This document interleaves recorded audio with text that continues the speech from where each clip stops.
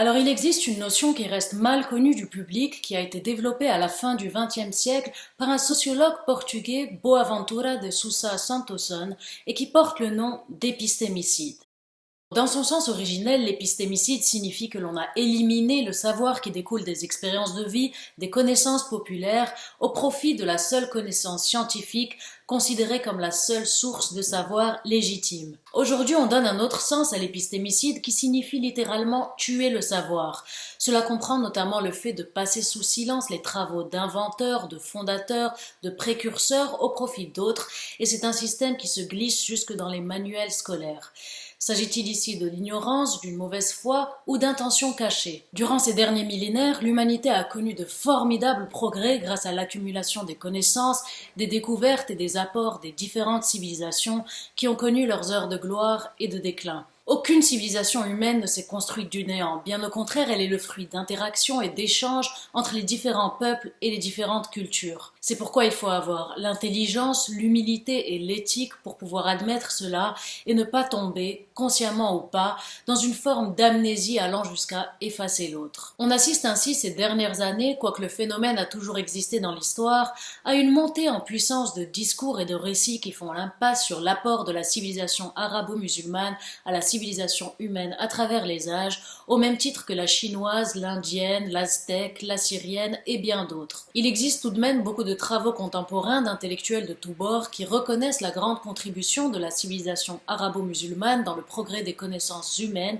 et aussi sa grande influence sur la civilisation européenne notamment. La liste des savants étant trop longue, on va se pencher dans cette vidéo sur quelques figures de la pensée arabo-musulmane de l'époque d'Al-Andalus, l'Espagne médiévale musulmane du 8e siècle au 15e siècle, qui a connu un véritable bouillonnement culturel et intellectuel, et dont l'héritage littéraire, architectural et musical subsiste encore aujourd'hui. Les savants arabes et musulmans se sont nourris des différents héritages de multiples civilisations telles que la persane, la grecque, la chinoise, l'indienne, la berbère et bien d'autres, et ont développé et produit des connaissances dans toutes sortes de domaines comme peuvent l'attester les noms d'origine arabe comme alambic, alchimie, alcool, aldébaran, algèbre, algorithme, bételgeuse, borax, astrolabe, chiffres, élixir, toubib, zéro, etc. Présentons maintenant ces quelques personnages et leurs travaux.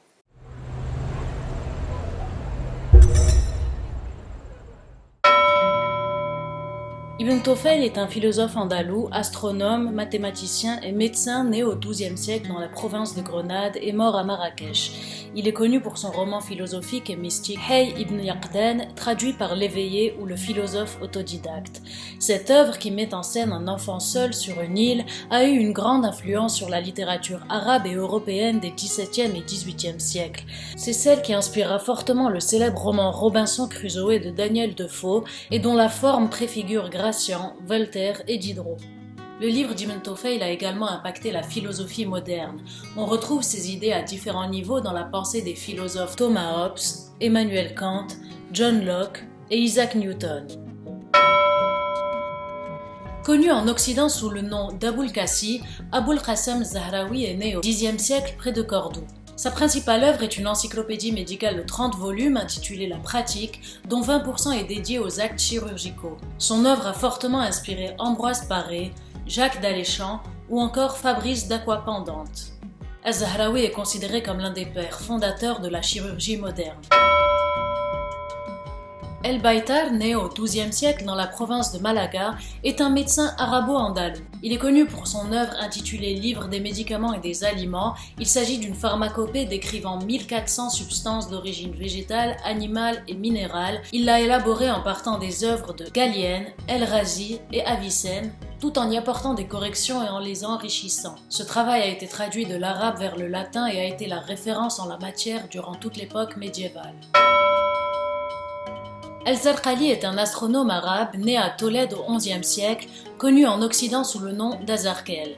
Il a inventé un nouvel astrolabe qui porte son nom et a été le premier à calculer l'apogée du Soleil par rapport aux étoiles, qu'il a établi à 12,04 degrés par année.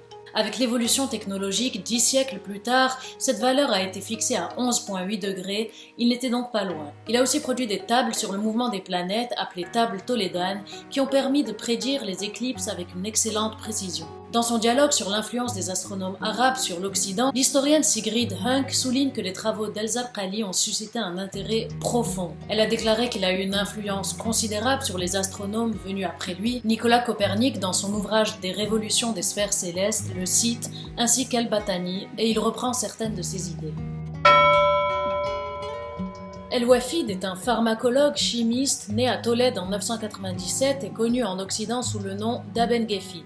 Il est considéré comme l'un des fondateurs de l'agronomie berbéro-andalouse. Il a conçu un système agricole qui a été révolutionnaire et qui a fortement inspiré les systèmes agricoles des sociétés pré- et post-industrielles. Il s'agit d'un système agricole intensif, biologique et durable qui a permis de faire face aux besoins des populations d'une bonne partie du pourtour méditerranéen. Son deuxième domaine d'excellence étant la pharmacie, il a écrit un traité, le livre des médicaments simples, où il a utilisé son savoir de pharmacologue et de chimiste pour élaborer 250 types de médicaments à base de plantes et d'herbes. Appelé Averroès en Occident, Ibn Rushd est un philosophe, théologien, juriste et médecin musulman andalou, né au XIIe siècle à Cordoue et mort à Marrakech. Il est considéré comme le philosophe majeur de la pensée islamique. Il a combattu les idées orthodoxes en adoptant des approches rationnelles jusqu'au point où il fut taxé d'hérétique. C'est celui qu'on peut aussi appeler la lumière d'Aristote, ayant écrit des commentaires qui ont permis d'éclairer et de faire comprendre la pensée complexe du philosophe grec. Averroès a également écrit 3 traités importants, le discours décisif, le dévoilement et l'incohérence de l'incohérence, et il a rendu à la philosophie sa noblesse contre les mystiques dogmatiques et ses détracteurs, avec à leur tête El-Ghazali. Averroès s'est distingué aussi par ses travaux sur la logique. Il a aussi été un fervent défenseur de la séparation du temporel et du spirituel, faisant de lui un précurseur de la laïcité à une époque où les conflits religieux faisaient un carnage en Europe.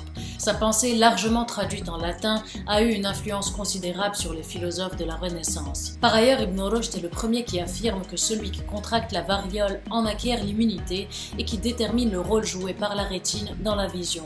Il a aussi défini les mécanismes de la fièvre. Jusqu'au XVIIe siècle, des savants européens cherchaient des manuscrits en arabe dans les différentes disciplines de la connaissance pour les traduire, apprendre et publier.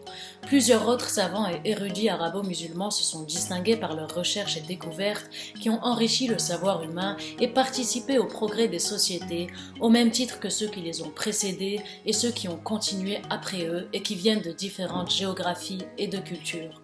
Pour finir, il est à noter que c'est cet âge d'or andalou qui a permis le transfert du patrimoine de l'Antiquité grecque du monde musulman vers le monde chrétien. Il faut savoir qu'entre le 8e et le 14e siècle, l'arabe était la principale langue du savoir dans le monde, depuis l'Asie centrale jusqu'à l'Espagne et le Maroc. Au 9e siècle, une école de traduction est née à Bagdad avec pour mission de traduire tous les ouvrages importants de la Grèce antique, de la philosophie à la mécanique en passant par l'astronomie, la physique ou encore la chimie. Ces traductions ont alors été propagées dans tout le monde musulman, y compris en Afrique du Nord, avant de parvenir en Andalousie. Ce n'est que plusieurs centaines d'années plus tard que le savoir grec, qui était relativement tombé dans l'oubli en Occident, fut traduit en latin. La préservation et la traduction arabe des ouvrages grecs a fortement contribué à la Renaissance européenne. On terminera cette vidéo par le proverbe de Kofi Annan, c'est l'ignorance et non la connaissance qui dresse les hommes les uns contre les autres.